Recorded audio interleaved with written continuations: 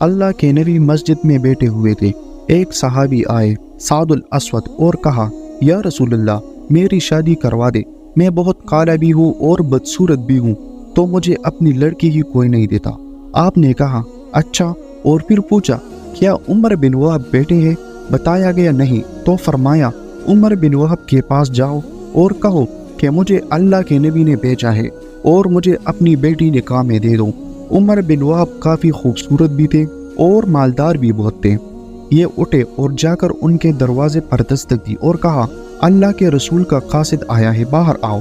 باہر آئے تو دیکھا سعد الاسود تھے۔ پوچھا کس لیے آئے ہو؟ جواب دیا اللہ کے نبی نے مجھے آپ کے پاس بھیجا ہے کہ اپنی بیٹی میری نکاح میں دے دو۔ عمر بن وہب نے کہا جاؤ، تجھے دوں گا اپنی بیٹی، تم غریب کو دوں گا اپنی بیٹی۔ سعد الاسود اسی قدموں کے ساتھ واپس آ گئے، لیکن عمر بن وہب کی بیٹی نے ساری بات سن لی۔ بیٹی نے عمر بن وہب سے کہا ابا جان آپ نے میری نبی کی بات ٹھکرا دی ہے، جاؤ جا کر ہاں کر دو، کہیں ایسا نہ ہو کہ ہم تباہ اور برباد ہو جائیں۔ آپ نے میری خاطر انکار کیا ہے، نہ کہ میری بیٹی گزارا کیسے کرے گی۔ آپ جا کر ہاں کر دیں، میری نبی کا حکم ہے، میں گزارا کر لوں گی۔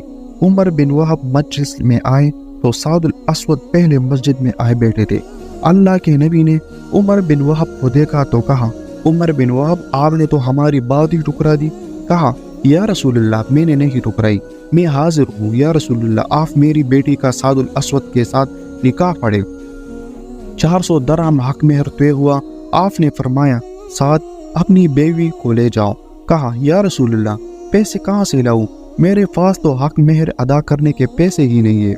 آپ نے فرمایا تم عبد الرحمن بن عوف کے پاس جاؤ اور ان سے کہو کہ اللہ کے نبی نے مجھے بھیجا ہے اور وہ تمہارا کام کر دیں گے۔ عبد الرحمن بن عوف وہ صحابی تھے جن کو دنیا میں ہی جنت کی بشارت دی گئی تھی، اور وہ اتنے امیر تھے کہ ان کے بارے میں علماء کرام لکھتے ہیں اگر آج کے دور میں ہوتے تو اتنا پیسہ تھا ان کے پاس کہ پورا یورپ خرید سکتے تھے، لیکن ایماندار تاجر تھے اور اللہ کے نبی نے ان کو دنیا میں ہی جنت کی بشارت دے دی تھی۔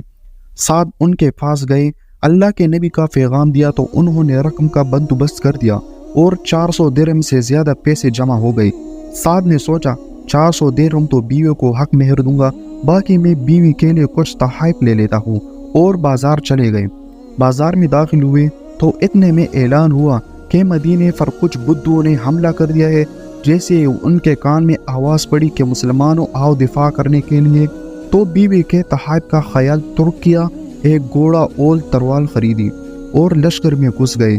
لڑتے لڑتے ان کا گھوڑا زخمی ہو کر نیچے گرا اور بدھوں نے ان پر حملہ کیا، تو اچانک دور سے اللہ کے نبی کی ساتھ پر نظر پڑی تو بڑے ساتھ تم یہاں کیا کر رہے ہو؟ تمہیں تو میں نے تمہاری بیوی کے پاس بھیجا تھا۔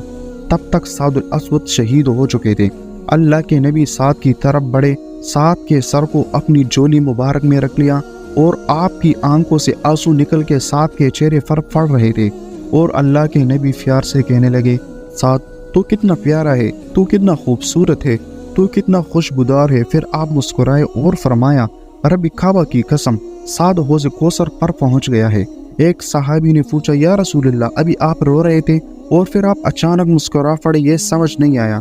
اللہ کے نبی نے فرمایا میں روز سعد کی جدائی میں رہا تھا اور مسکرایا اس لیے کہ مجھے سعد کی جنت میں عالی شان محلات نظر آئے۔